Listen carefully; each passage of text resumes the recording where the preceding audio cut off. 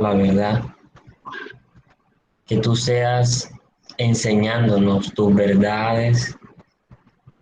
Padre, colocamos nuestro corazón en tus manos una vez más y pedimos que tú nos libres de errores, oh Dios.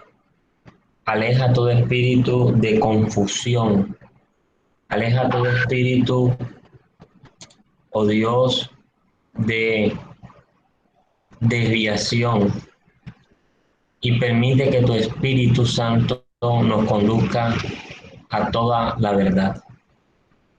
Muchas gracias, Señor, te damos. Tú eres bueno y para siempre es tu misericordia, Señor. Amén. Gloria al nombre del Señor. Eh, en la clase pasada específicamente, nosotros estuvimos viendo lo que pensaban los testigos de Jehová acerca de Jesús. Ellos pues dicen que Jesús es un Dios con D minúscula y que Jesús no es una, no es, no es divino, sino que es una criatura y que como criatura tuvo un origen, tuvo un principio y también estuvimos observando lo que ellos piensan con relación a Jesús. ¿Quién es Jesús? Y pudimos notar que para ellos eh, Jesús es el arcángel Miguel. También estuvimos viendo por qué consideran que es el arcángel Miguel. Ahora bien, habíamos también advertido que los adventistas también dicen que Jesús es el arcángel Miguel. La pregunta que ahí está, dicen los adventistas dicen que Jesús es Miguel, también lo afirman. Pero la pregunta es, ¿tienen otros argumentos diferentes a los de los testigos de Jehová? Y hay otra pregunta que asalta y es, ¿cómo consideran en naturaleza los adventistas a Jesús? Esas son las dos preguntas que vamos a desarrollar a través de lo que vamos a compartir en el día de hoy. Entonces, vamos a iniciar mostrando qué es lo que piensan de Jesús los adventistas del séptimo día, cómo lo consideran en naturaleza. Entonces, para los adventistas, Jesús no fue creado, muy distinto a lo que piensan los testigos de Jehová. Los testigos de Jehová sí creen que Jesús fue creado. Los adventistas lo que piensan de Jesús es que no fue creado, pero Jesús es el mismo arcángel Miguel. Ahora, si Jesús no fue creado, eso obviamente los lleva a pensar que Jesús es Dios. Por lo tanto, Miguel es Dios. Y para ellos, Miguel es el nombre antiguo de Jesús. O sea, antes de Jesús preencarnarse, antes de Jesús encarnarse o preencarnado, se llamaba Miguel. Esa es la posición de los adventistas. Eh, entonces, ¿qué es lo que vamos a hacer a continuación? Vamos a ir presentando los argumentos en que se basan los testigos, los adventistas, los argumentos que ellos tienen y vamos a también a mostrar los contraargumentos. Vamos a hacer esas dos cosas. Vamos a hacer esas dos cosas. Déjenme aquí cambiar algo que mi niña, este, esas son las dos cosas que vamos a mostrar.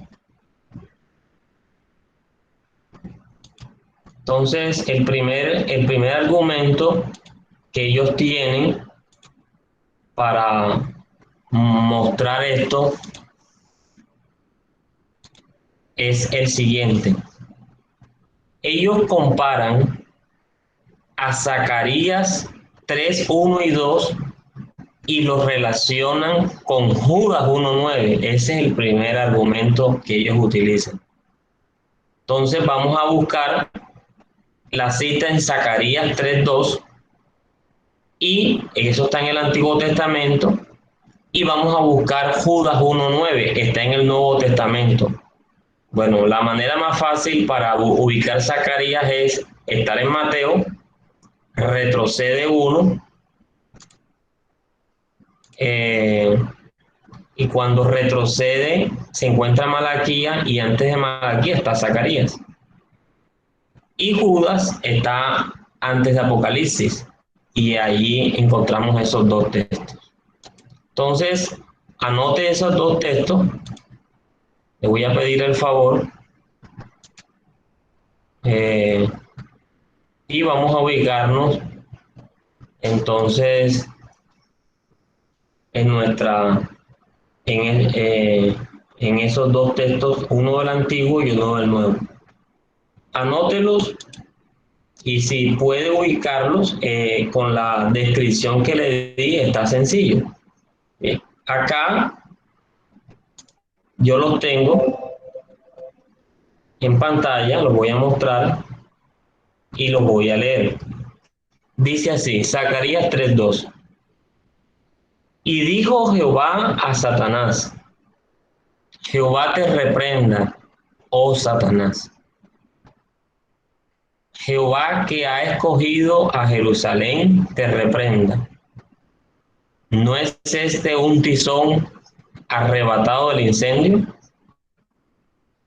Este texto se puede entender de manera sencilla.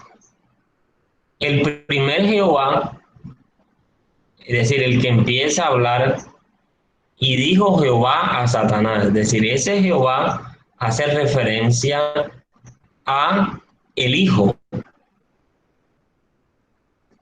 Por eso es que las personas que no creen en la Trinidad, realmente la Biblia se les vuelve un 8 y no pueden entender la Biblia porque la Trinidad es lo que le da el sentido a la Escritura. Entonces dice, y dijo Jehová a Satanás, ese primer Jehová está hablando del Hijo. Lo que pasa es que hay una creencia equivocada y uno piensa que cuando en el Antiguo Testamento se habla de Jehová, solamente se refiere al Padre. Eso es algo equivocado. En ocasiones se refiere al Padre. En ocasiones Jehová se refiere al Hijo. Entonces, en esta ocasión, ese primer Jehová se refiere al Hijo. Y dijo Jehová a Satanás, Jehová te reprenda. Este segundo Jehová hace referencia al Padre. Entonces, lo que le trataba de decir, en lo que se traduce en ese texto es, y dijo el Hijo Jehová, Jehová el Hijo, a Satanás, Jehová el Padre te reprenda, oh Satanás. Jehová que ha escogido a Jerusalén te reprenda. ¿No es este un tizón arrebatado del incendio? Bien, entonces ellos ahora comparan Judas 1:9, usted lo está observando, y dice así, pero cuando el arcángel Miguel contendía con el diablo, disputando con él por el cuerpo de Moisés, no se atrevió a proferir juicio de maldición contra él, sino que dijo, el Señor te reprenda. Entonces, ¿de dónde sacan el primer argumento ellos? De estos dos textos que hemos leído. Ellos dicen, En el Antiguo Testamento, eh, Jesús utilizó la fórmula y dijo Jehová te reprenda, y en el Nuevo Testamento quien utilizó esa misma fórmula fue Miguel el Arcángel. Por consiguiente, entonces tienen que ser la misma persona. Miren ustedes cómo se saca de manera olímpica esa conclusión. ¿Qué es lo que ahora podemos decir en el contraargumento? ¿Cómo podemos empezar a rebatir esa conclusión errada? Bueno, en primer lugar, por repetir una forma no significa que eso me hace ese ser. Es lo que podemos decir. No porque Miguel dijo el Señor te reprenda, es igual porque Jesús, porque el Hijo en el Antiguo Testamento utilizó esa fórmula. Eso no lo hace automáticamente ese ser. Decir el Señor te reprenda no me hace a mí Jesús. Solo muestra que yo estoy repitiendo, imitando algo que Jesús dijo. Si uno, ahora vamos a buscar otro texto, vamos a buscar segunda de Pedro 2, 10 y 11. Yo quiero que usted me acompañe a segunda de Pedro 2 y 11 y me va a acompañar para leer qué dice ese texto.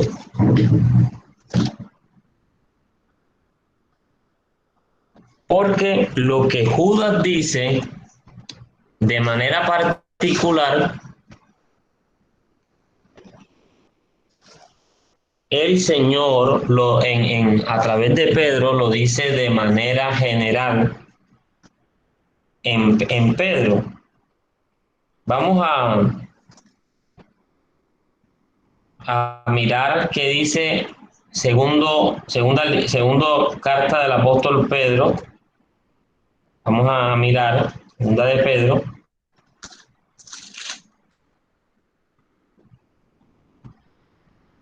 Estamos en el capítulo 2, versículos 10 y 11. Mire lo que dice. Segunda de Pedro 2, 10 y 11 dice: y mayormente a aquellos que, siguiendo la carne, está hablando de los hombres corruptos, desviados, dice, andan en concupiscencia e inmundicia y desprecian el señorío. Atrevidos y contumaces, no temen decir mal de las potestades superiores. Mientras que los ángeles, miren este texto, mientras que los ángeles que son mayores en fuerza y en potencia, no pronuncian juicio de maldición contra ellas delante del Señor. Eso fue lo que hizo el arcángel Miguel. El arcángel Miguel también entra dentro de este grupo de ángeles que, aunque son mayores en fuerza y en potencia, no pronuncian juicio de maldición contra las potestades superiores de las tinieblas. En cambio, aquí en Pedro está diciendo que hay algunos hombres contumaces y rebeldes desviados que no temen decir mal de las potestades superiores. Entonces, volvemos al punto, y es que al repetir algo, una expresión, eso no me hace ese ser. Solamente indica que estoy repitiendo. Entonces, lo que el arcángel Miguel hizo fue repetir algo que ya el Hijo había enseñado de una manera u otra. El Señor te reprende. Bien, ese es el primer argumento. Por repetir una forma, contraargumento, no significa que eso me hace ese ser. Lo segundo es que podemos notar que Jesús reprendió directamente. Solamente que utilizó una forma en el Antiguo Testamento, ahora en Marcos 1:23, quiero que lo anote, y vamos a buscar Marcos 1:23. Vamos a observar que el Señor reprendió a los demonios directamente. Marcos 1:23. Miren cómo dice la escritura. Marcos 1:23. Dice: pero había en la sinagoga de ellos un hombre con espíritu inmundo que dio voces diciendo: ¿qué tienes con nosotros, Jesús Nazareno? Has venido para destruirnos, no sé quién eres, el Santo de Dios. Pero Jesús les reprendió diciendo: cállate y sal de él. Y el espíritu inmundo, sacudiéndole con violencia, clamando a gran voz, salió de él. Ahora recordemos también que cuando Jesús se enfrentó al mismo Satanás en el desierto, en la tentación, acuérdense que el Señor le dijo: vete de mí, Satanás. Es decir, él también tiene la autoridad de reprender directamente a los demonios y aún incluso al príncipe de la potestad del aire, a Satanás. Bueno, vamos a seguir viendo, vamos a anotar el segundo argumento de los adventistas para llegar a la conclusión errada de que el arcángel Miguel es Jesús. Ellos tienen ahora, cruzan dos citas, dos tipos de citas. La primer tipo de cita es Daniel, capítulo 10, versículos 13 y 21. También buscan Daniel 12:1 y los relacionan con Josué, capítulo 5, versículo 14. Entonces vamos a hacer lo mismo que hicimos la vez pasada. Vamos a buscar, vamos a anotar y vamos a buscar esas dos citas o esas tres citas, porque hay tres citas. En Daniel hay tres y en Josué hay una cita. Bueno, aquí, para cortar tiempo, usted las anota. Me gustaría que la fuera buscando. Daniel es un profeta mayor, es el profeta que termina los profetas mayores, y usted puede, de una manera sencilla, puede ir retrocediendo desde Mateo, pasa por los 12 profetas menores y se encuentra enseguida con Daniel. O arranca por Salmos, una manera fácil, y ahí se va a encontrar en 6 libros aproximadamente, o no, 9 libros con el profeta Daniel. Daniel capítulo 10. Mire cómo dice ese texto. Acá lo tengo para cortar un poco de tiempo. Dice así: Daniel capítulo 10, versículo 13 y también el 21. Dice: mas el príncipe del reino de Persia se me opuso. Aquí está hablando un ángel eh, que está contando que él tuvo una guerra en el reino espiritual, y se lo opuso durante 21 días. El príncipe de Persia es una potestad que dominaba en el reino de Persia, era el reino de la época. Y se me opuso durante 21 días, pero he aquí Miguel, uno de los principales príncipes, vino para ayudarme y quedé allí con los reyes de Persia.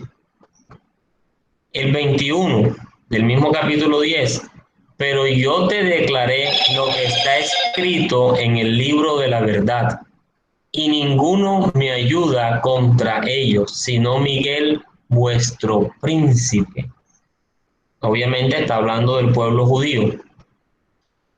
Ahora bien, si uno lee la otra cita que está en Daniel, Daniel capítulo 12, dice de la siguiente manera, 12:1, que es la otra cita que menciona a Miguel. Solamente en la Biblia se menciona a Miguel 5 veces. En Daniel hay 3.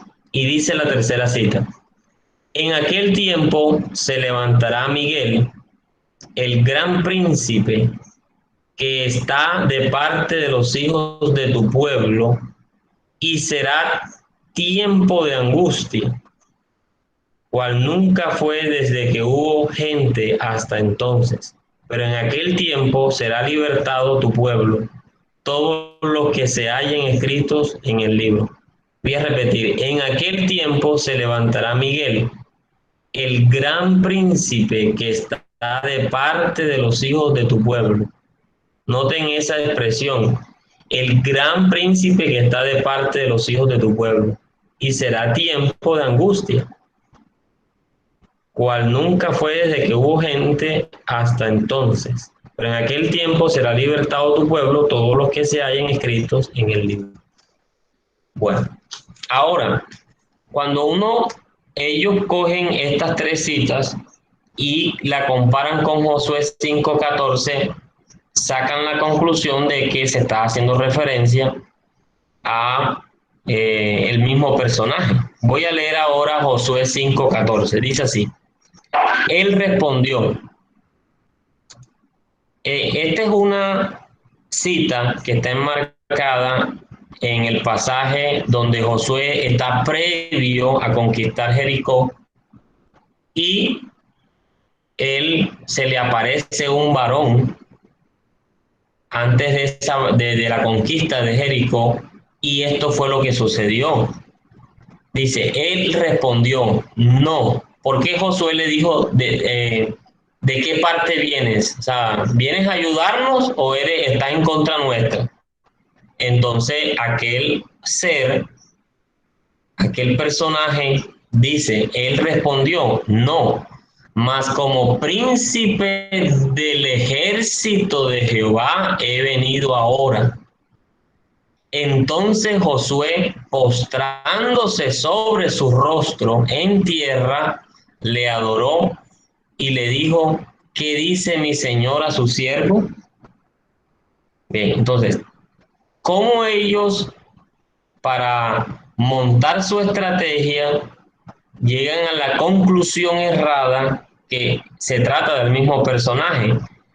Porque aquí hay una palabra que dice príncipe del ejército de Jehová. Príncipe en Josué dice, voy a señalarlo aquí, príncipe del ejército de Jehová. Y cuando uno lee en Daniel, ellos dicen aquí, en el versículo 13 dice, pero he aquí Miguel, uno de los principales príncipes. Entonces está diciendo que Miguel es un príncipe. También acá dice en el 21, sino Miguel, vuestro príncipe. Y cuando uno lee el capítulo 12 del versículo 1, ahorita hice énfasis en ese versículo dice, en aquel tiempo se levantará Miguel, el gran príncipe que está de parte de los hijos de tu pueblo. Entonces, ellos extrapolan estas citas de Daniel y dicen, este príncipe del ejército de Jehová, de Josué, es el mismo que está acá. Así de sencillo. Bueno, ahora vamos a dar los contraargumentos para esa mala y terrible conclusión a la que llegaron los adventistas. Bueno, primer argumento. El varón de Josué es la segunda persona de la Trinidad, o sea, el Hijo de Dios.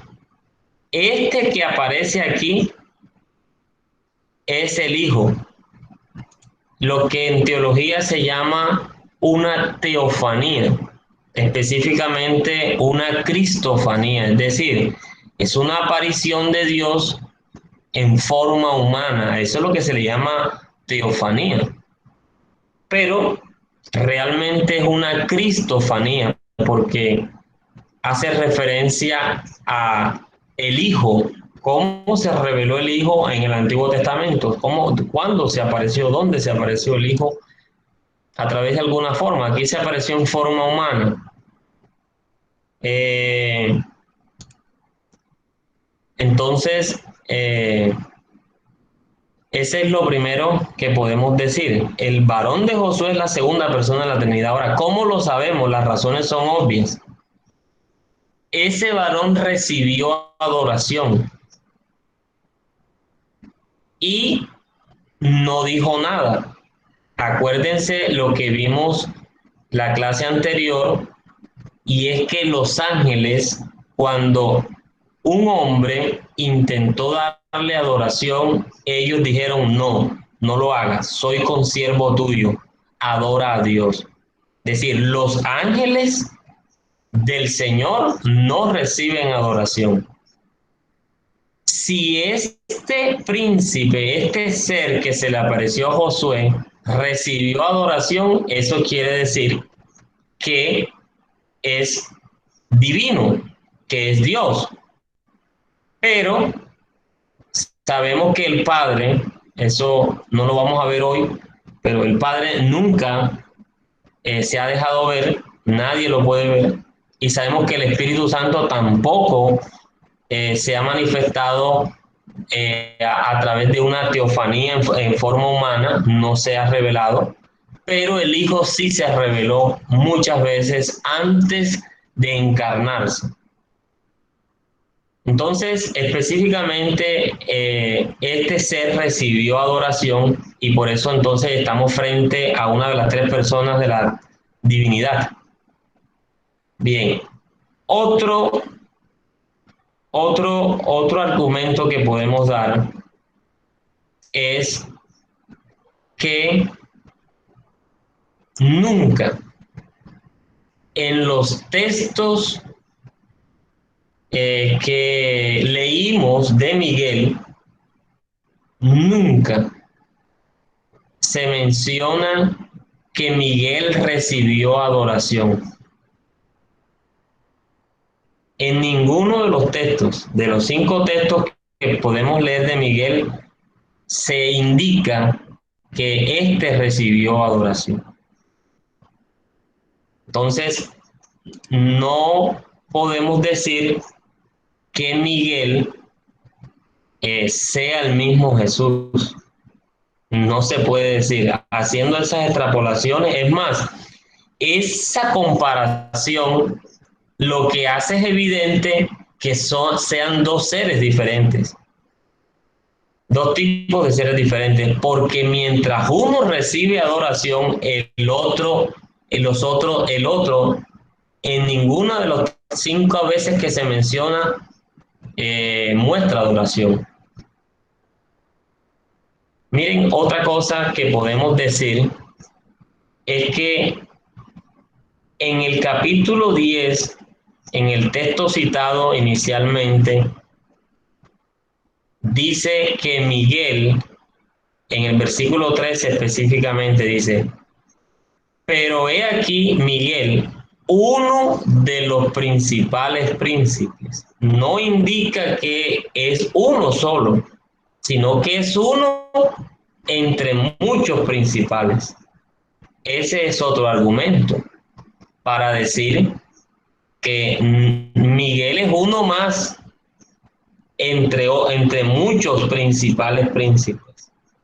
Es decir, nunca se le da ese carácter exclusivo a Miguel. Bien, vamos a seguir avanzando en otro de los argumentos que presentan los adventistas. Apocalipsis 12:7.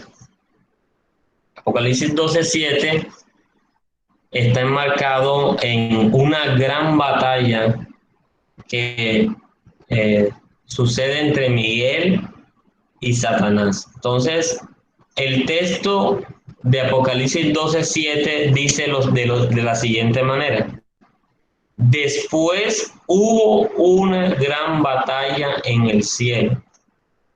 Miguel y sus ángeles luchaban contra el dragón, y luchaban el dragón y sus ángeles. ¿Qué es lo que dicen los adventistas con relación a esta cita? Bueno, que el término sus, cuando dice Miguel y sus ángeles, aquí exclusivamente, que eso indica que los ángeles son de Miguel. Entonces, como está diciendo Miguel y sus ángeles, por consiguiente, Miguel es el dueño, Miguel es el creador de los ángeles. Eso es impresionante cómo alguien puede, pues, sacar una conclusión tan arriesgada y tan errada por esa expresión. Lo que pasa es que realmente falta leer un poco más lo que sigue para darse cuenta que la palabra sus no implica que es el creador. La expresión sus nos indica, no indica creador, indica que hacen parte de ese bando, porque está hablando desde una batalla, que hacen parte de un grupo, que hacen parte de un equipo. Eso es lo que en primera instancia podemos decir. Esto está mostrando, cuando uno lee el capítulo 12, una batalla, una pelea, y en una guerra hay dos partes. Ahora, si ustedes notan, el mismo versículo, paso seguido dice: después hubo una gran batalla en el cielo. Miguel y sus ángeles, un bando, el bando de Dios, el bando bueno, luchaban contra el dragón, y luchaban el dragón y sus ángeles. Ahora una pregunta: ¿esos ángeles los creó Satanás? No, los creó Dios. Lo que pasa es que después se rebelaron y se fueron para el bando de Satanás. Entonces, este es el tercer argumento y débil argumento que muestran los adventistas. Ahora vamos para el cuarto el cuarto argumento. El nombre de Miguel y el significado de la palabra arcángel. Cuando ellos descomponen qué significa la palabra Miguel y qué significa la palabra arcángel, llegan a la conclusión de que Jesús y Miguel son la misma persona. Vamos a mirar primero qué significa el nombre Miguel. Bueno, primero, el nombre Miguel es Micael. Ahí está en la pantalla. El término mi significa quién es.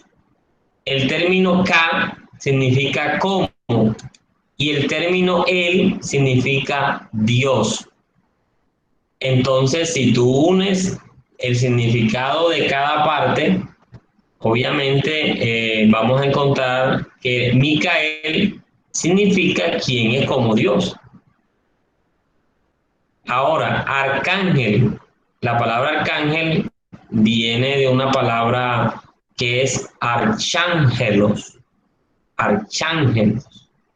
Arch es el prefijo que indica primero, principal, jefe, gobernador.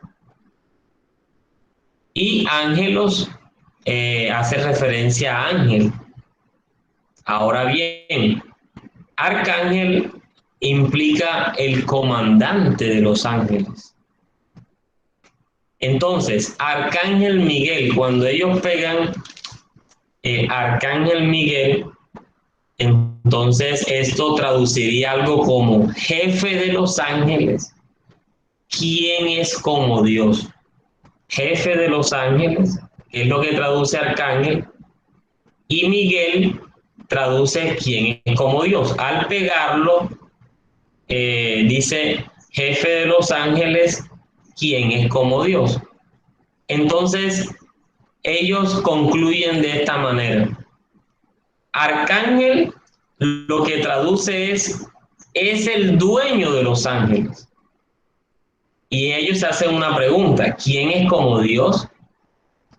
Entonces se hacen otra pregunta, ¿acaso no es el Señor Jesucristo? Entonces, cuando ellos dicen, bueno, ¿quién es como Dios? Entonces, ¿quién es como Dios? Es Jesucristo. Por lo tanto, Jesucristo es el mismo Miguel. Entonces, esta es la conclusión de los adventistas. Y terminan relacionando lo que he dicho con Primera Tesalonicenses 4:16, que es el error donde comenzaron los testigos de Jehová, o es el mismo error de los testigos de Jehová. Recuerdan que en la clase pasada leímos ese texto hasta en varias versiones.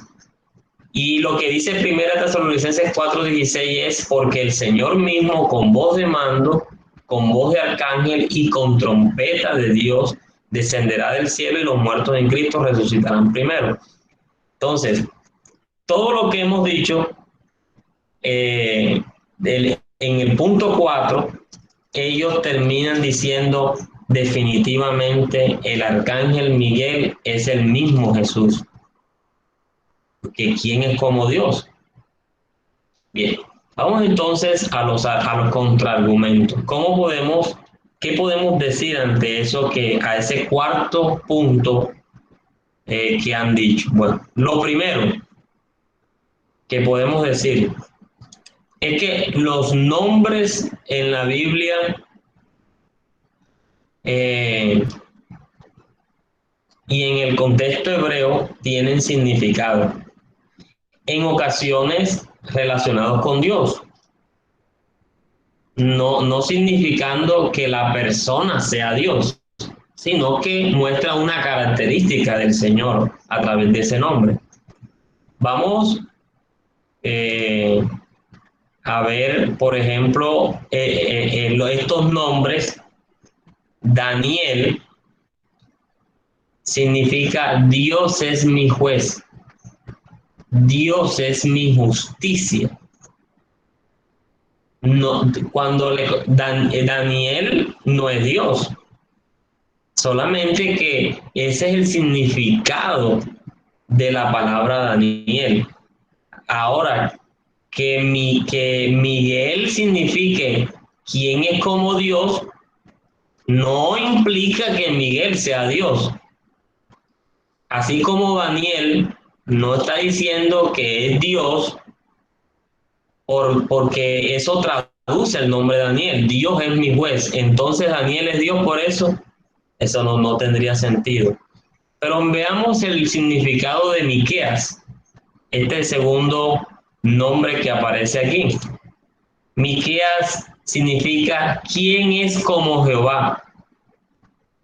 Es decir, que el profeta Miqueas es Jehová.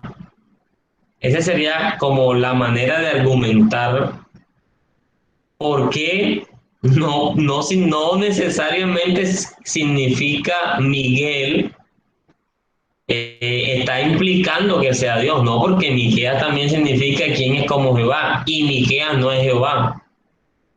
Misael también significa quién es como Dios. Misael, acuérdense del amigo de Daniel. ¿Quién es como Dios? Y por eso Misael no es Dios. Entonces, realmente lo que muestra el nombre es un significado, una característica. Lo que trata de demostrarnos es algo de Dios, no necesariamente que el nombre esté indicando que algo sea Dios, o que esa persona o que ese ser sea Dios. Estos nombres lo muestran muy claro. Bien, hermanos. Entonces, eh, vamos a recapitular. Hemos visto hasta el momento que los testigos de Jehová manifiestan que Jesús es el arcángel Miguel, pero ellos dicen que el arcángel Miguel, si es un ángel y que es un ángel creado, que no es Dios. Bien, hasta allí. Jesús no es divino para los testigos de Jehová. Hoy lo que hemos visto es lo que dicen los adventistas. Para los adventistas, Jesús sí es Dios. Jesús no fue creado. Pero también tienen el mismo error de decir que Jesús, antes de ser Jesús, tenía un nombre y ese nombre era Miguel y que es el mismo arcángel Miguel. Pero a través de lo que hemos desarrollado, pudimos obviamente rebatir cada uno de los argumentos que ellos sacaban. Miguel, el arcángel Miguel, no es el mismo Jesús. La escritura ante semejante doctrina de quién es Jesús no podría dejarnos ese sinsabor. Si la persona que quiere revelar las escrituras es Jesús, obviamente tendría que demostrarnos de manera amplia la naturaleza de Jesús y de quién es Jesús. Pero realmente no es igual, no calza. Ahora, todo esto que hemos dicho realmente ha partido desde la primera clase, porque realmente no hemos salido de la pregunta ¿quién es Jesús en el aspecto divino? Porque lo que tratamos de mostrar es quién es Jesús, quién es Jesús. Y lo primero que encontramos en la definición que Pedro le dio a Jesús por revelación del Padre es que Jesús es el Hijo de Dios, del Dios viviente. Y esa expresión muestra la divinidad de Jesús. Y lo que hemos mostrado hasta el momento son los argumentos a favor de la deidad de Jesucristo. Nosotros hasta el momento hemos compartido tres argumentos. Ya hemos compartido tres argumentos. Hemos compartido explícitamente que hay textos en la Biblia que hablan acerca de la deidad de Cristo. También compartimos la segunda clase que se le aplican nombres divinos a Jesús. Y también compartimos que se les reconocen atributos divinos a Jesús. Y quisiera terminar hoy con el cuarto argumento. El cuarto argumento es que la Escritura le tributa honores divinos a Jesús. Entonces quisiera que anotaran estas citas y vamos a leer estas citas para terminar lo que hoy queremos compartir acerca de la deidad de Jesucristo. ¿Será que el Señor nos engaña cuando nos muestra que a Cristo le dieron honores divinos? Entonces, si no es divino, ¿por qué le dieron honores divinos? ¿Por qué quiere confundirnos Dios? No puede ser. Realmente, hermanos, Jesús es Dios. Cristo, Jesucristo es divino. Vamos al primer texto que está en Juan, capítulo 5, versículo 22. El Evangelio según San Juan,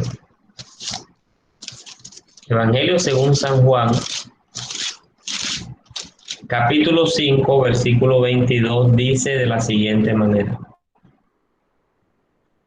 porque el Padre a nadie juzga, sino que todo el juicio dio al Hijo.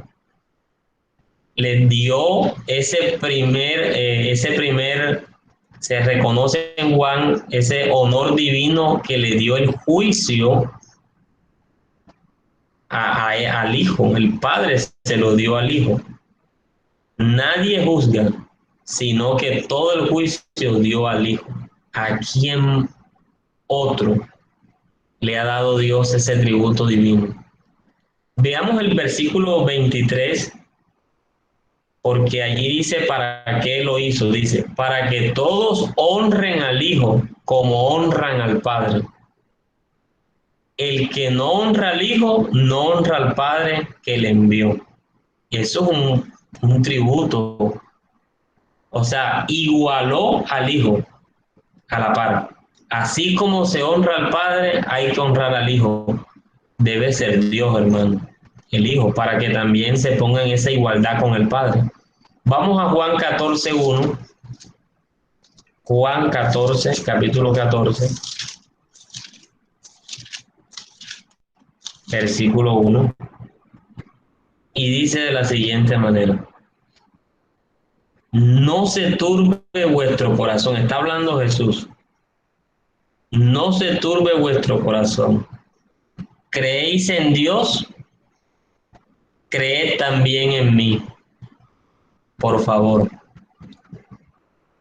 Si Jesús no fuera Dios, ¿cómo se atrevería a decir que así como creyera que alguien cree en Dios, también debe creer en Él? Jesús es Dios. Para poder decir eso, tenía que ser divino también. Vamos a la carta del apóstol Pablo a los Corintios, primera a los Corintios, el capítulo 15. Vamos a ver el tercer honor divino. Primera a los Corintios, el capítulo 15, versículo 19. Dice de la siguiente manera: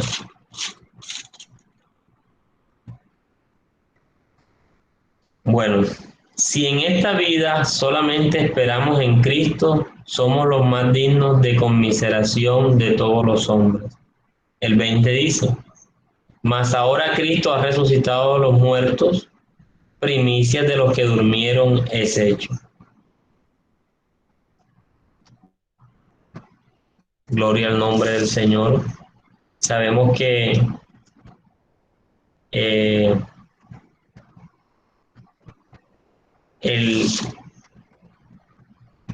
el Hijo tomó la preeminencia en la resurrección de entre los muertos. Y el Padre lo resucitó de entre los muertos. El versículo 19 ha sido malinterpretado de muchas maneras y formas si se descontextualiza. Acuérdense que el apóstol Pablo viene haciendo una defensa de la resurrección porque algunos decían que no había resurrección. Entonces él dice, bueno, si no hay resurrección, nuestra fe es vana, porque el fundamento del cristianismo es la resurrección. Y él va mostrando esa línea y llega al versículo 19 donde dice: si en esta vida solamente esperamos en Cristo, y si Cristo no resucitó, vana es nuestra fe. Y esa es la idea. Entonces dice: si en esta vida solamente esperamos en Cristo, somos los más dignos de conmiseración de todos los hombres. Es decir, somos los más dignos de lástima. porque estamos creyendo en alguien que no resucitó. Es un mentiroso, todo esto es una falacia. Pero el versículo 20 dice, mas ahora Cristo ha resucitado, es decir, de los muertos. Esto no es una mentira, esto es una verdad. Primicia de los que durmieron es hecho. Vamos a leer el versículo 29 y dice,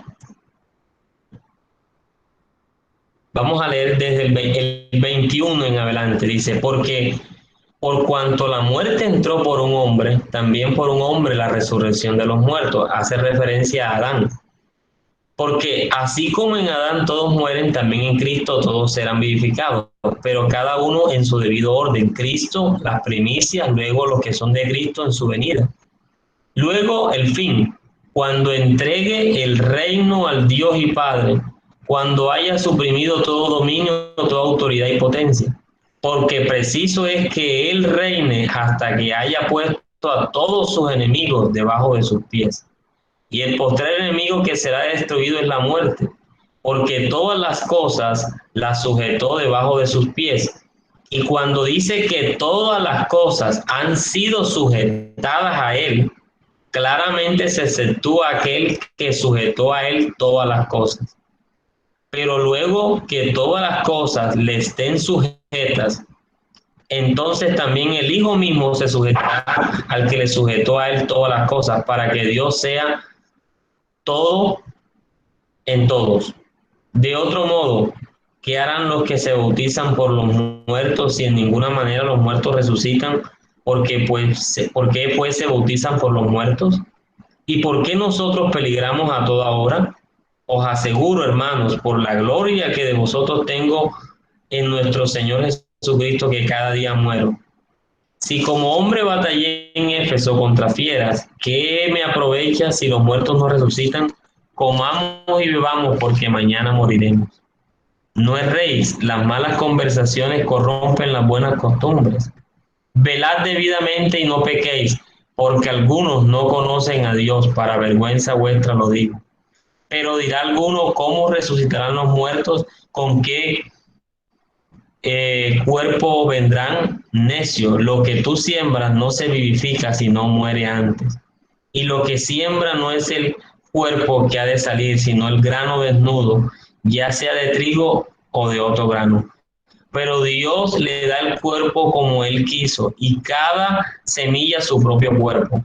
No toda carne es la misma carne, sino que una carne es la de los hombres, otra carne es la de las bestias, otra de los peces y otra la de las aves. Y hay cuerpos celestiales y cuerpos terrenales, pero una es la gloria de los celestiales y otra de los terrenales. Una es la gloria del sol, otra la gloria de la luna y otra la gloria de las estrellas, pues una estrella es diferente de otra en gloria. Así también es la resurrección de los muertos. Se siembra en corrupción, resucitará en incorrupción. Se siembra en deshonra, resucitará en gloria. Se siembra en debilidad, resucitará en poder. Se siembra en cuerpo animal, resucitará cuerpo espiritual. Hay cuerpo animal y hay cuerpo espiritual.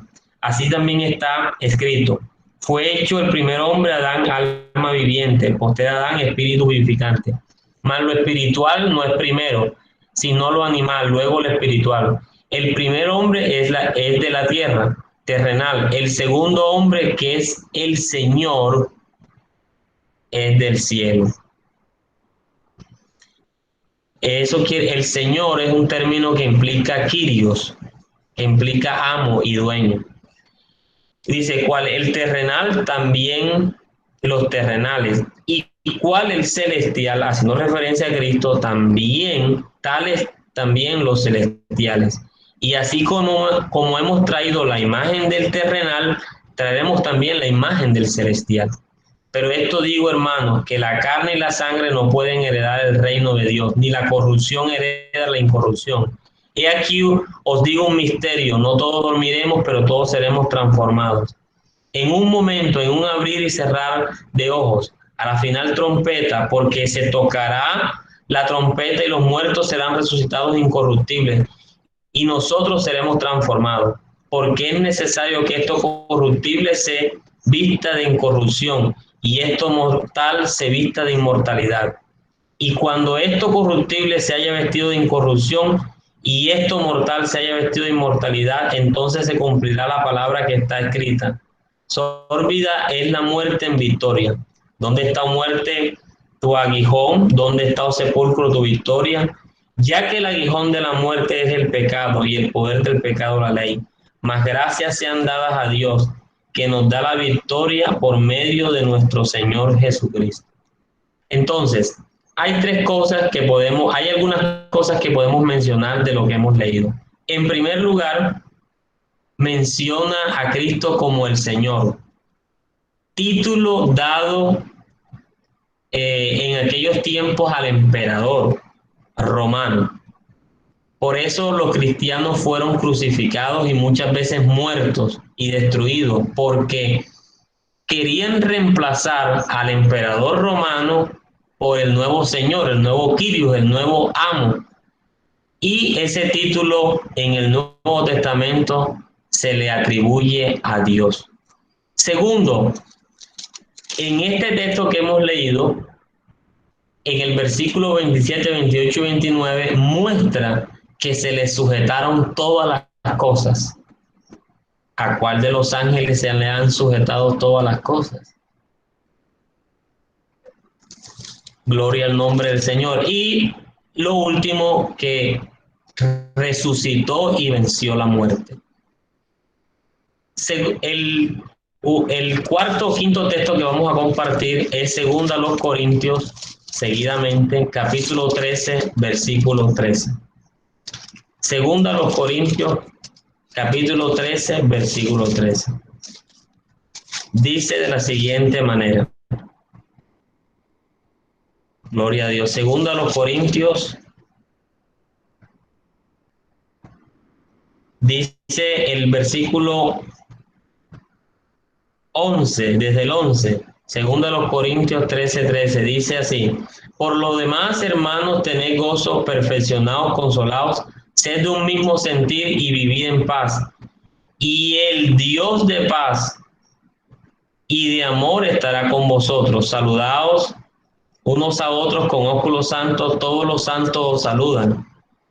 Y dice: la gracia del Señor Jesucristo, el amor de Dios y la comunión del Espíritu Santo sean con todos vosotros. Es decir, uso a Dios, al Espíritu Santo y al Señor Jesucristo en el mismo saludo, dándole el mismo honor que Dios al Señor Jesucristo y al Espíritu Santo.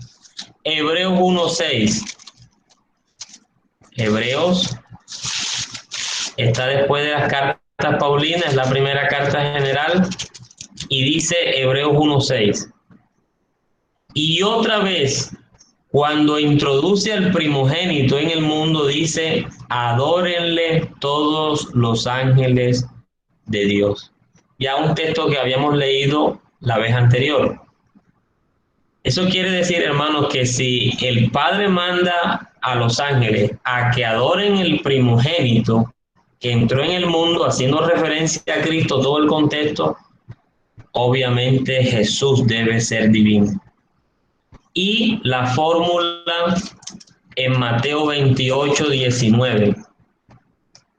Acuérdense que este pasaje hace referencia a la gran comisión y el Señor Jesús se está despidiendo, y dentro de la despedida le dice lo siguiente a los discípulos: por tanto, id y haced discípulos a todas las naciones, bautizándolos en el nombre del Padre y del Hijo y del Espíritu Santo. Nuevamente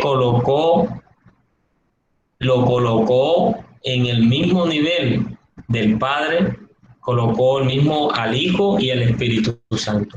Hermanos, hemos visto hasta el momento 4 pruebas que Jesucristo es divino. Primero, la Escritura muestra, hermano, muchos pasajes directos que Jesucristo es Dios.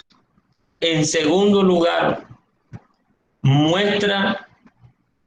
muestra atributos divinos. En tercer lugar, muestra honores divinos a Cristo, hermanos, se le aplican nombres divinos y falta una prueba para ver la divinidad de Cristo, para comprobar la divinidad de Cristo, pero no la vamos a ver porque el tiempo se nos ha agotado. Una quinta prueba, no la vamos a ver hoy. Vamos entonces, hermanos, a orar. Eh, vamos a orar para despedir este cuarto encuentro que hemos tenido en el año y a pedirle a Dios que nos siga ayudando, nos siga librando de errores doctrinales, de doctrinas de demonios y que nos permita seguir, hermanos, eh, creyendo la palabra de Dios como está escrita, que nos siga dando la habilidad para aprender su palabra y compartirla con otros. Muy probablemente en algún momento, siempre se los he dicho, aparecerá ya sea un testigo de Jehová o ya sea un adventista. Y qué bueno, hermanos, que a través de estas clases podamos afirmarnos en la doctrina, en la sana doctrina, y podamos ayudar a algunos y que Dios tenga misericordia y los saque de aquel engaño en el cual han sido sometidos. Vamos a orar, vamos a darle gracias a Dios por esta noche. Padre, muchas gracias.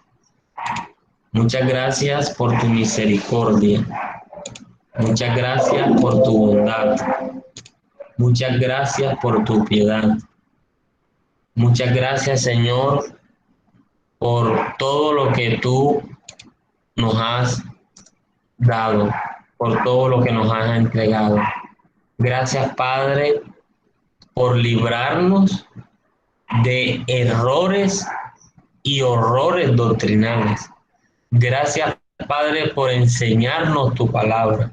Gracias, Padre, por ayudarnos a entender tu palabra.